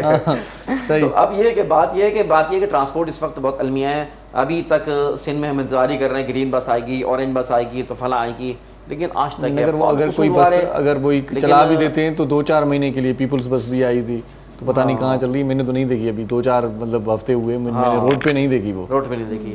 तो इंतहा इतना बड़ा 3 करोड़ के करीब आबादी है यहाँ पे। आबादी इसमें जो है 500 बसें अवेलेबल नहीं है, ठीक है, और निज़ाम नहीं है। तो ये ट्रांसपोर्ट का इंतहाई ख़राब निज़ाम है। और मैं नहीं समझता कि ये जो ट्रांसपोर्ट का निज़ाम जो ना प्रायोरिटी पर है। अच्छा, ट्रांसपोर्ट के साथ साथ जो वो जो है यानी कि एक्सीडेंट से बचना है, रोड सेफ्टी का भी एक सेंस नहीं दिया। अच्छा, हुकूमतों ने खुद तो कुछ नहीं किया, लेकिन अगर अपनी बात की जाए तो खुद बरसर रोज़गार जो कमाना चाह रहे थे, उन्होंने 4 सीटर 10 सीटर जो रिक्शा वगैरह चलाए हुए थे वो भी बंद कर दिए, या उन पे भी पाबंदियाँ आयद हो जाती हैं, उनके मसाइल भी बढ़ जाते हैं, तो फिर आम पब्लिक को वो भुगतना पड़ता है। देखिए, रोड सेफ्टी हमारे एकदम से, यानी हमारे जो हुक्म देने वाले हैं, हमारे माजरा चाहता हूँ, बड़े एहतराम है कोर्ट्स, हाई कोर्ट्स जो भी हैं, लेकिन اپنے حکم دینے سے پہلے دیکھا کریں کہ ہزاروں کی تعداد میں, لاکھوں کی تعداد میں روزگار ہو گئے. چنچی پہ اچانک پابندی لگا, راتوں رات پابندی لگائی, 6 مہینے سال دیتے. آج بھی وہ چنچیاں اندرون سندھ بیچارے غریبوں کا, اس میں کتنا روزگار تھا سندھ کے اندر, وہ ان کو سہولیات بھی حاصل تھی, سستی سواری تھی. ٹھیک ہے, روڈ سیفٹی کے ایشوز تھے نا, آپ 1 سال پہلے کہتے تھے کہ آپ اس طرح ٹرین کریں اور آہستہ آہستہ اس کو چیز کر دیں. ایک دم پابندی لگا دینا. بسوں میں رش ہوا کرتی تھی تو سیٹ مل جاتی تھی چنچی پہ, تو بندہ آسانی سے سفر کر لیتا. اندر چھوٹے شہروں میں, خود اندرون سندھ گیا ہوں, ایسے جگہوں پہ گیا ہوں, واقعی میں دیکھا کہ بچوں کے لیے اور عورتوں کے لیے بہت سہولت حاصل ہے, لیکن وہ ایک دم سے بند کر دینا اور شہروں میں ہر جگہ پہ, یہ ایک زیادتی ہے اور عقل سے پیدل. صحیح بات ہے. ابھی تو آپ اندرونی سندھ کی بات کر رہے تھے, ایسے مطلب وہ شہر بھی ہیں, ایسے گاؤں بھی ہیں, دیہات میں اگر جائیں تو وہاں پر بائکس بھی چلتی ہیں کرائے پر, وہاں پر بھی کبھی اب نہیں گئے, لیکن وہ بھی ایک مطلب المیہ یہ ہے کہ اتنی غربت, اتنی بے روزگاری, اتنی مفلسی ہے کہ بندہ روزگار کے لیے چھوٹے چھوٹے کام کر رہا ہوتا ہے. تو یہ بڑی بات ہے. لیکن ٹرانسپورٹ کا مسئلہ کراچی کا حل ہونا چاہیے. جو بھی جماعت آئے, جو بھی پارٹی آئے, اس کو پہلے سب سے پہلے سر فہرست جو مسائل ہیں نا اس میں ٹرانسپورٹ ہے. سرکل ریلوے بھی چلی ہے, پتہ نہیں آج کل چل رہی ہے, وہ دکھانے کے لیے بھائی ہمارے وزیر سنا تھا کہ چلی تھی, ہم نے کچھ کیا ہے, حکومت فیڈرل گورنمنٹ نے کچھ کیا ہے, وہ پتا تھا. ابھی پٹڑیاں ساری بوسیدہ ہیں پرانی, وہ سارا سلسلہ اپنے نمبر بنانے کا طریقہ تھا اور کچھ نہیں ہے, وہ بھی بند ہو جائے گا. دیکھیے گا چلی گئی نہیں, اور فیزیبل ہے ہی نہیں. اچھا, یہ بھی بات سننے کو آئی تھی کہ پرانی جو بوگیاں تھی ان کو کلر شلر کر کے اور نئی سرکل ریلوے بنا دی گئی.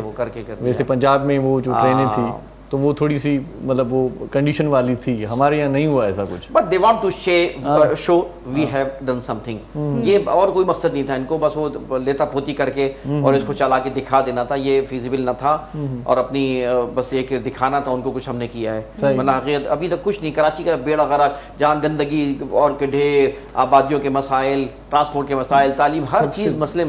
سر بجلی کے مسائل, یہ ڈرینیج کا نظام, پانی صاف مہیا نہیں ہوتا, اتنے بڑے بڑے مسائل ہیں کہ بات اگر کرنے کو آئیں تو پورا پروگرام کم پڑ جائے گا. بالکل صحیح بات ہے. پورا ہفتہ ایک موضوع پر بات کر سکتے ہیں بھائی, ڈرینیج سسٹم کراچی کا ٹھیک ہے. وہ ایک شخص آتا ہے اپنے کام سے آتا ہے, مغرب بعد آتا ہے, گھر میں آتا ہے تو پانی نہیں مل رہا اس کو, پانی کے لیے بھاگے پھر رہا ہے, موٹر نہیں چل رہی, پانی ٹینکر منگاؤ, یہ منگاؤ. پھر اس کے بعد وہ آتا ہے بجلی چلی گئی, بجلی میں پھنسا ہوا ہے. پھر وہ اسی ٹینشن سے گھریلو جھگڑے پیدا ہوتے ہیں, اسی ٹینشن سے دفتر میں کام نہیں کر پاتے, اس طرح ٹینشن سے لوگ زندگی گزارتے ہیں. استاد یہ مسئلہ ہوا تھا مانا ॻाल्हि इहा आहे त जेकॾहिं असां बि तूं जॾहिं वञूं था घर, ऐं जेकॾहिं फेस वॉश करणु वञूं ऐं माना मुंहं खे सॼो साबुण लॻल हुजे या फेस वॉश लॻल हुजे, या अचानक पाणी माना न अचे त पोइ त वॾो मसइलो थो थिए. साईं तमामु कराइतियूं ॻाल्हियूं बि करे पियो. ऐं ॿी ॻाल्हि इहा आहे जो असांजे पाकिस्तान जे अंदरि जेका सिचुएशन आहे उहो असांजो वक़्तु ज़ाया थो थिए असांजे ईंदड़ नस्ल जो. जीअं सवेर सेरिश ॻाल्हि हा न, वक़्तु ज़ाया थो थिए.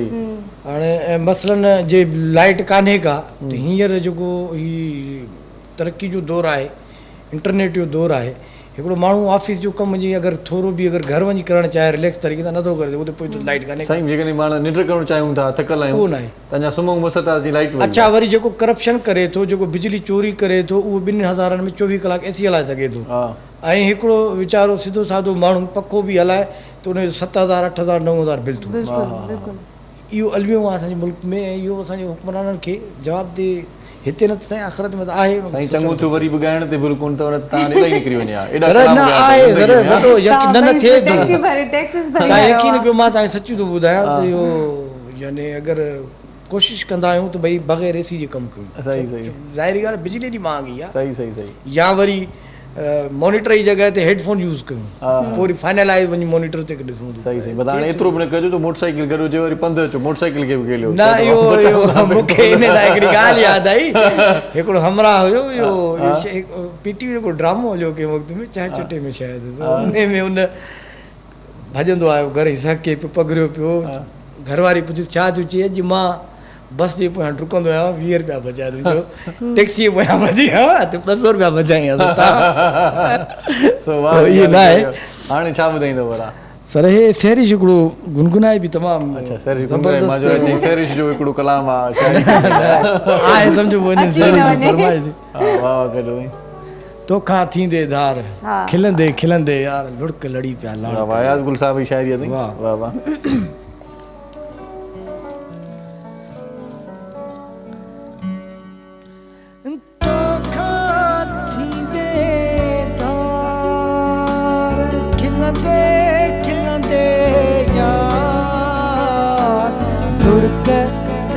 पिया लाड़ करे लुढ़क लड़ी पिया लाड़ करे धोखा थींदे तार खिलंदे खिलंदे यार लुढ़क लड़ी पिया लाड़ करे लुढ़क लड़ी पिया लाड़ करे धोखा थींदे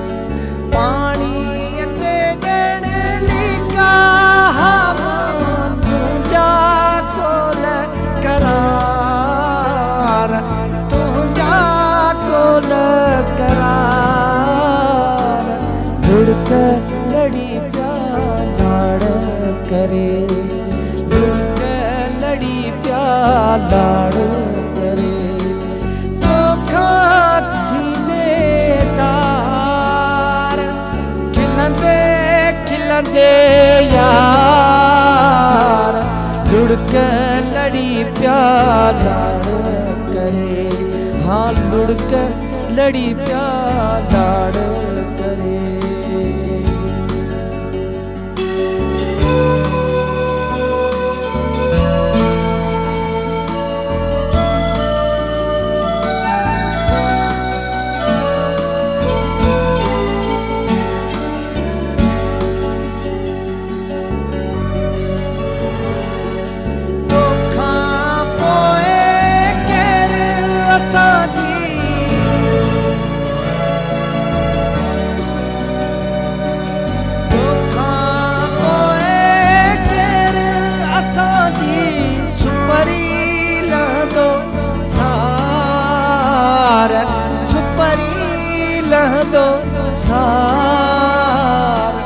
लुढ़क लड़ी पिया लाड़ करे लुढ़क लड़ी पिया लाड़ करे धोखा थींदे तार खिलंदे खिलंदे यार लुढ़क लड़ी पिया लाड़ करे हाँ लुढ़क लड़ी पिया लाड़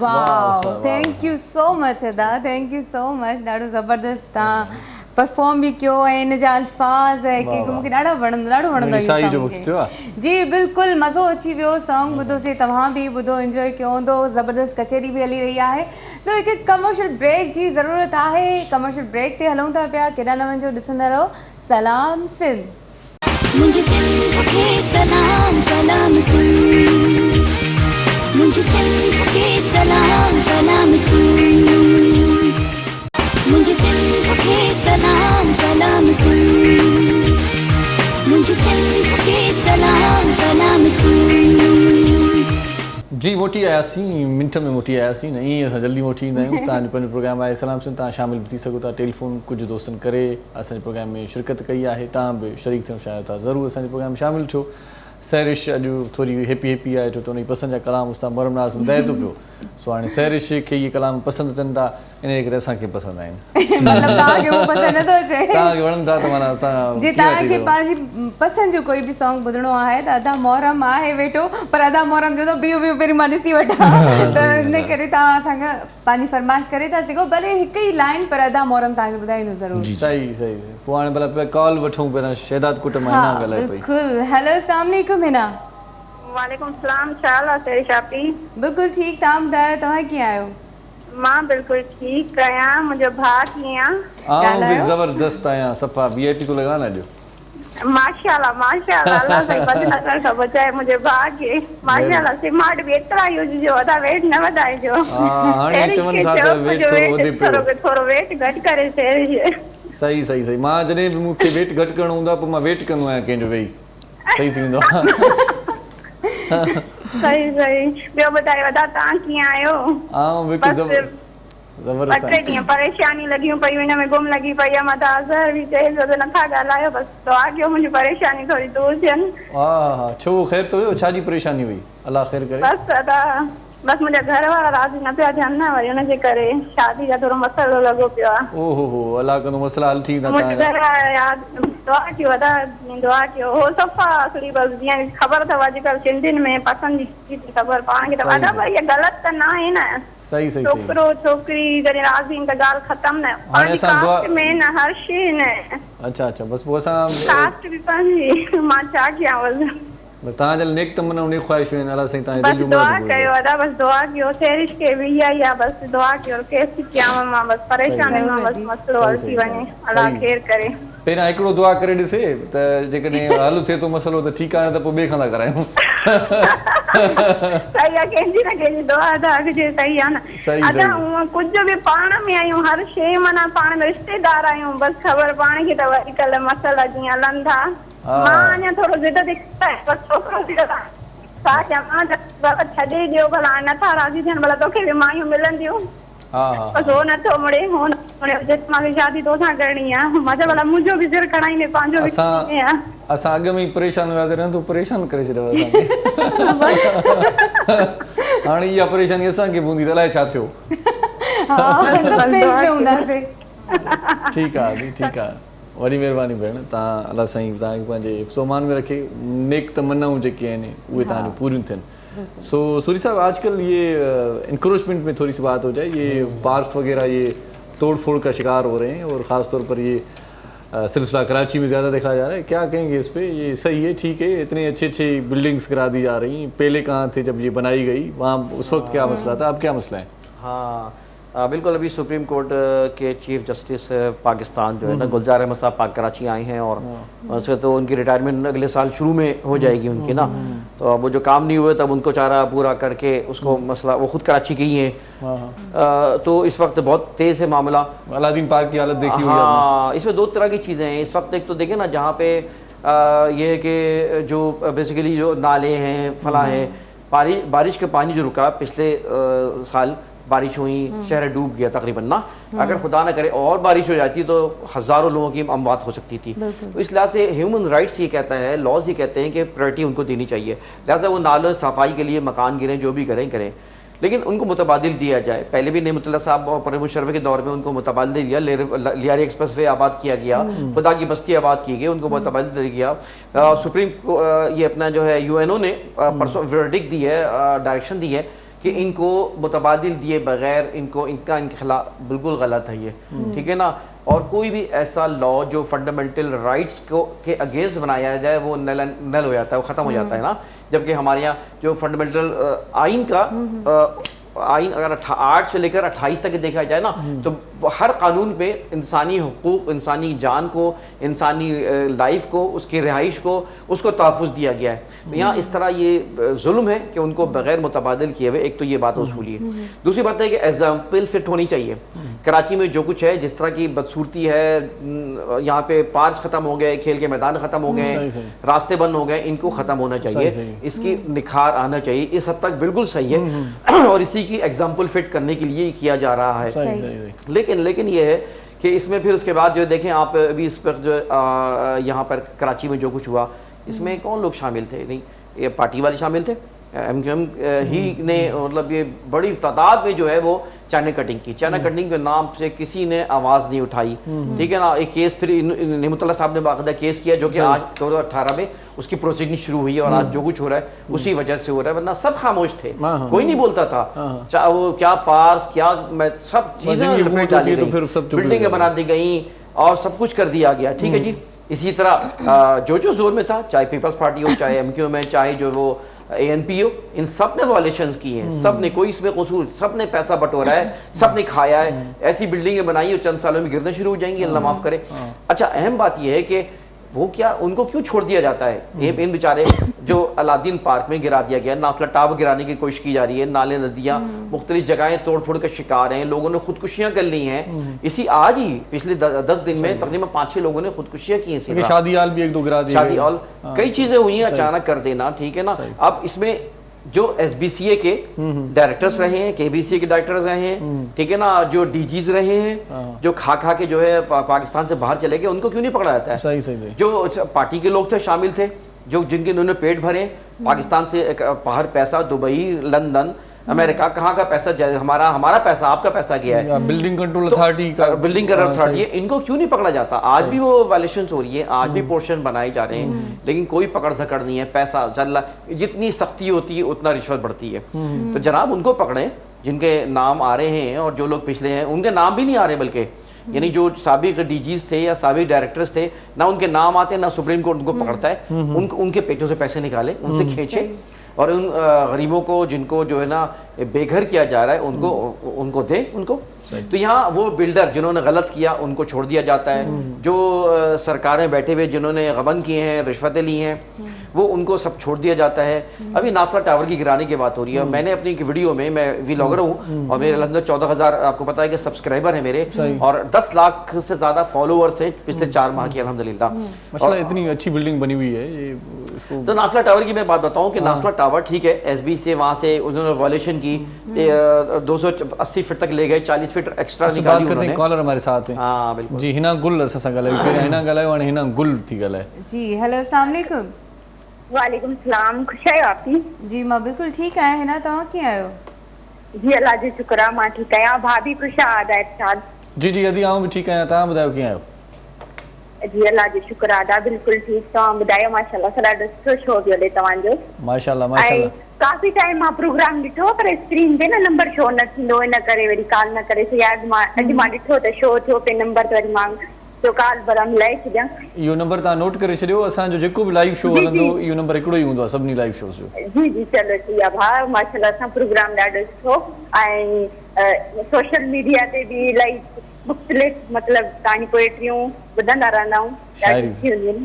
वॾी महिरबानी. सोशल मीडिया खे वरी ॼमायूं था, इलाही वक़्तु थियो आहे, शाइरी वारी हा टिकटॉक वग़ैरह अॼुकल्ह त इहो तव्हांखे ख़बर आहे, हो हर कोई यूज़ कंदो आहे. हलाए सही ऐं माशाल्लाह असां ॾाढा सुठा पिया लॻो, ऐं अञा बि अलाह तव्हांखे अञा कामयाबु करे. वॾी महिरबानी भेण, वॾी महिरबानी. तव्हां कॉल कंदा रहिजो असांजे प्रोग्राम में, तव्हांजो इंतज़ारु रहंदो. जी जी जी जी इंशाअल्लाह. को सवाल में याद ठीक को सवाल त न आहे तव्हांखे पुछो. सुठो सॉन्ग ॿुधाए छॾिजो अदा खां. हा जी जी ज़रूरु. हा को सुठो सफ़ा VIP ज़बरदस्त कलाम तव्हांखे साईं ॿुधाइणो पवंदो हाणे. हा ॿुधायो कहिड़ो कलाम? हिन गुल जे मतिलबु फरमाइश आहे तव्हांखे पूरी करणी आहे. फरमाइश कोशिशि कयूं था पूरी करणु. हाणे ज़ाहिर आहे फरमाइश जी पूरी थिए थी त उनखे गानो सुठो लॻंदो, ॿियनि खे वणे न वणे, पर कोशिशि त आहे सभिनी खे पसंदि अचे. वाह वाह कयो भला, तव्हां ॾींहुं था फिरो हाणे. अच्छा शेख हयात साहब जी तमामु ख़ूबसूरत शाइरी, अलाए वरी राति ईंदी न ईंदी, असांजी मुलाक़ात थींदी न थींदी. सो ही बि मुंहिंजी पंहिंजी कंपोज़िशन आहे, हिते ई ॻायो आहे. त हिन माना सुठो असांखे माना सवण लॻंदो आहे त तव्हांजी कंपोज़िशन पंहिंजी आवाज़ पंहिंजो कीबोर्ड पाण वॼायो हाणे चैनल हिकिड़ो खोलियूं.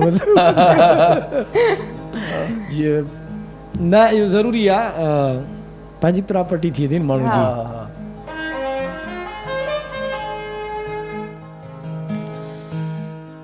अलाए वरी रात ईंदी न ईंदी,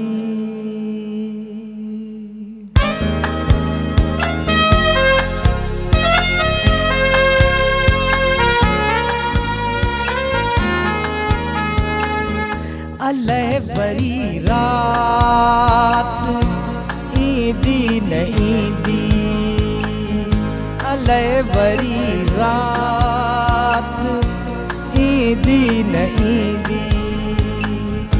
असांजी मुलाक़ात, असांजी मुलाक़ात थींदी न थींदी, अलाए वरी रात ईंदी न ईंदी, अलाए वरी रात ईंदी न ईंदी. असांजी मुलाक़ात, असांजी मुलाक़ात थींदी न थींदी, अलाए वरी रात ईंदी न ईंदी,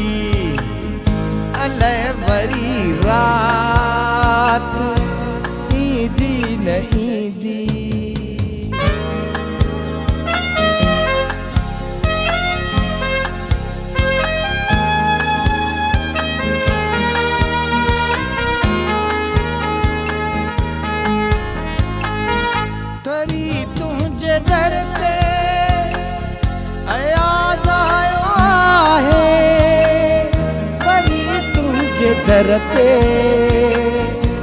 याद आयो आहे वरी तुंहिंजे दर ते याद आयो आहे वरी तुंहिंजे दर ते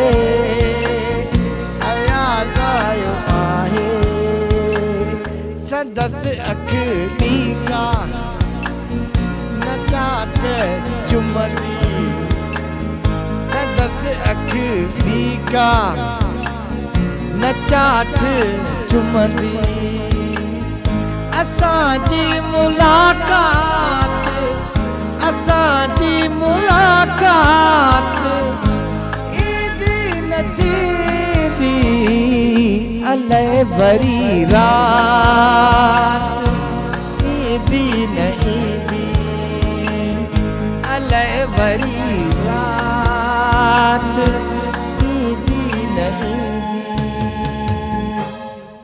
अदा हिकिड़ी ॻाल्हि त ॿुधायो पर ये सॉन्ग ॿुधायो त था पर ये थोड़ा घटि हिन में ड्यूरेशन में छो ऐं थोड़ा माने अञा असां हुनखे इंजॉय करणु शुरू था कयूं था ख़तम था करे अच्छा मूंखे अंदाज़ो हूंदो आहे हींअर जेको ब्रेक टाइम थींदो मजबूरी में असां ब्रेक वठूं था पर मां चयो कलाम शुरू थियो अयाज़ बि तकड़ में अची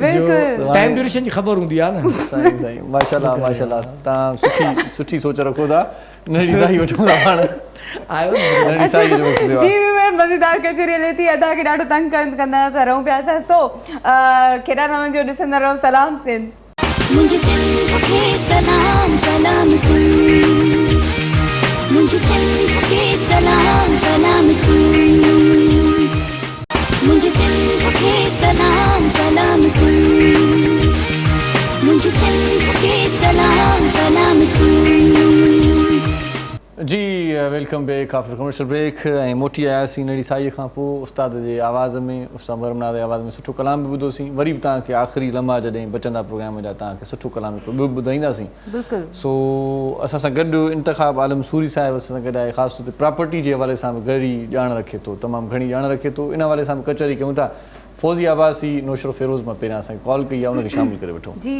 अस्सलाम वालेकुम वालेकुम सलाम ठीक आहियो जी मां बिल्कुलु ठीकु आहियां तव्हां कीअं आहियो असां ठीकु आहियूं वरी मुश्किल सां कॉल लॻी आहे हाय हाणे तव्हां रोज़ ट्राई कजो जल्दी लॻी वेंदी तव्हांजी कॉल हा हा इंशाल्लाह रोज़ कंदासीं तव्हां ॿुधायो ठीकु आहियो मां बिल्कुलु ठीकु आहियां जी फौजिया छा चवणु चाहींदो असांखे शेर ॿुधणो आहे भाऊ इरशाद जागरानीअ जो हा असां ॿुधाईंदासीं कहिड़ो शेर तव्हांखे ॿुधायो तव्हां ॾाढा असांखे सुठा लॻंदा आहियो असांजी पूरी फैमिलीअ खे असांजी भेण जी फरमाइश आहे त तव्हां शेर ॿुधायो अच्छा अच्छा अच्छा ठीकु आहे मां तव्हांखे कान का शाइरी ज़रूरु ॿुधायां थो ठीकु आहे थैंक यू वाह वाह वाह वाह हिकिड़े शाइर जो मूंखे शेर यादि अचे थो हुन ॾाढो सुठो लिखियो आहे त सूंहं तुंहिंजी भली वॾ घराणी हुजे उस्ताद शाइर चयो थो सूंहं तुंहिंजी भली वॾ घराणी हुजे सिक मुंहिंजी उते नौकिरियाणी हुजे वाह आ हली था ॾिसूं जेसीं ताईं हलूं आ हली था ॾिसूं जेसीं ताईं हलूं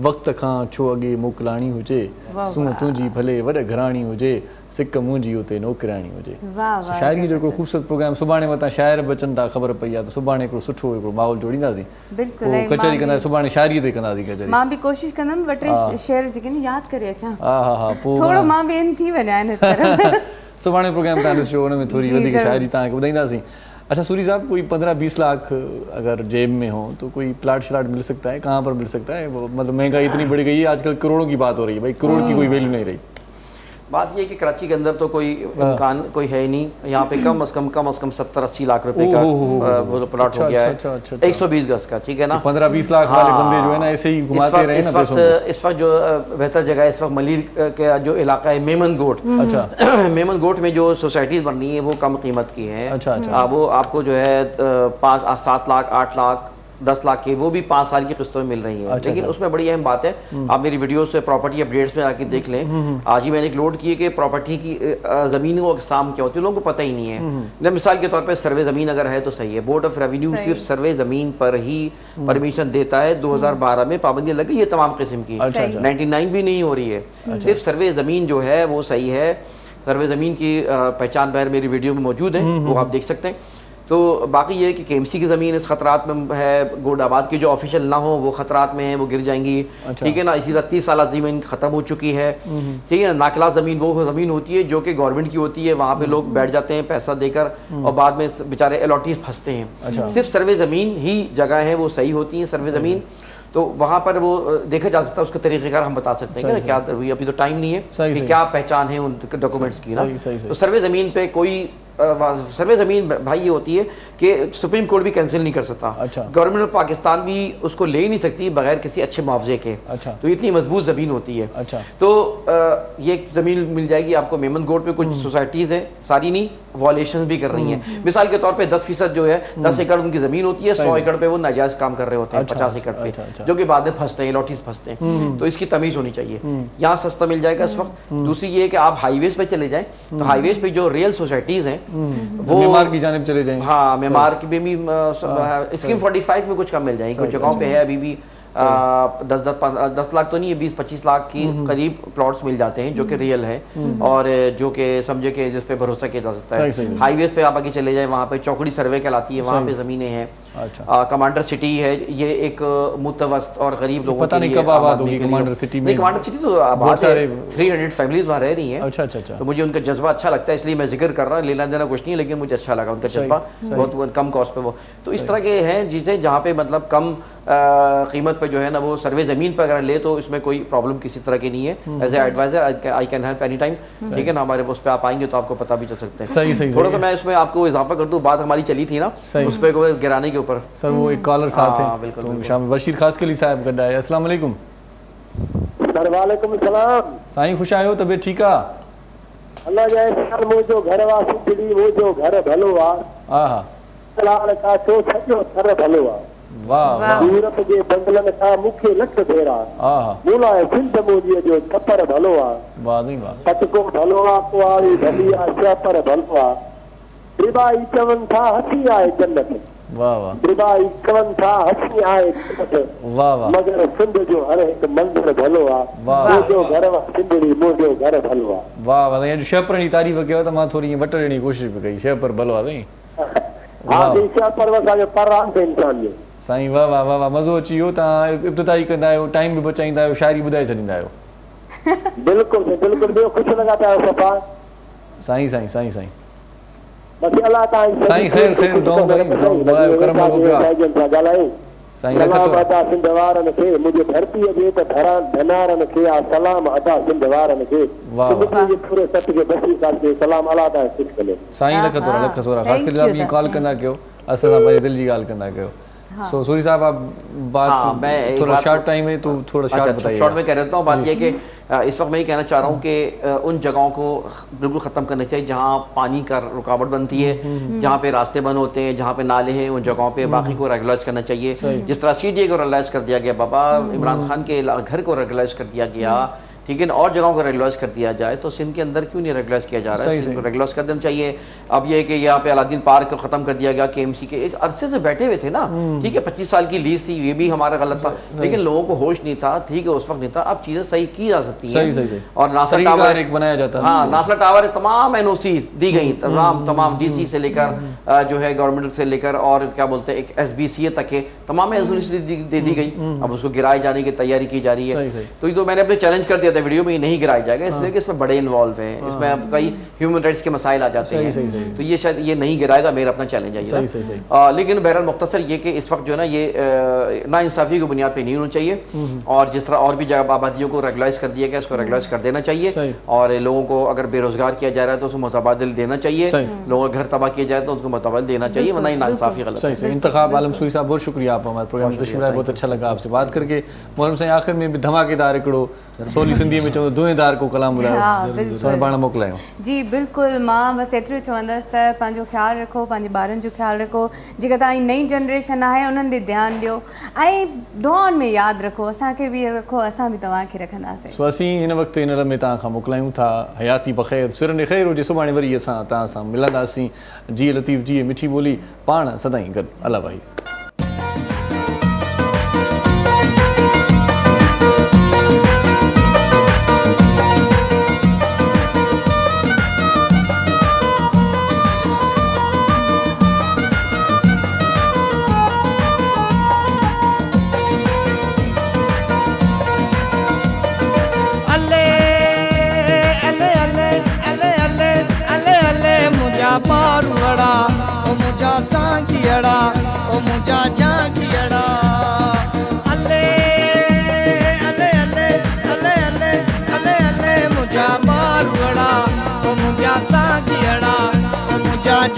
सांगियड़ा मारोड़ा सोना मुंजा मारोड़ा लाहौती मुंजा मारोड़ा सोना मुंजा मारोड़ा जागियड़ा मुंजा अले अले अले अले अले अले अले मुंजा मारुड़ा मुंजा सांगियड़ा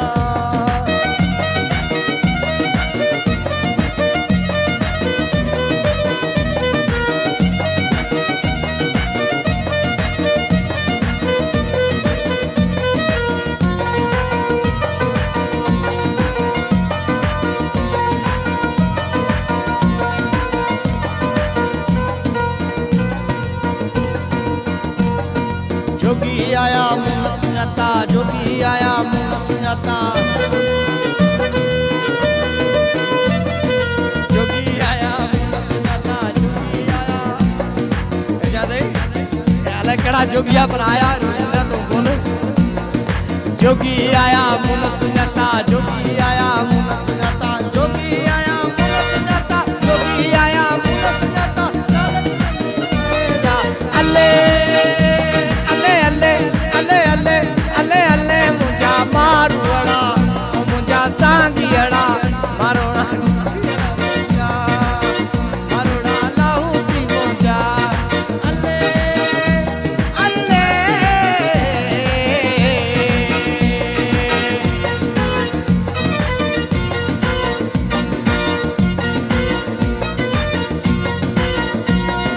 गेड़ू रतन गेड़ू रतन गेड़ू रतन गोतड़ियूं गेड़ू रतन गोतड़ियूं गेड़ू रतन गोतड़ियूं गेड़ू रतन गोतड़ियूं गेड़ू रतन गोतड़ियूं गेड़ू रतन गोतड़ियूं काला कुलते पाए व्या अले अले अले अले अले अले अले मुंजा मारुड़ा मुंजा सांगियड़ा मारुड़ा सोना मुंजा मारुड़ा लाहौती मुंजा मारोड़ा जोगियड़ा मुंजा मारोड़ा लाहौती मुंजा अले अले अले अले अले अले अले मुंजा सांगियड़ा मुंजा सांगियड़ा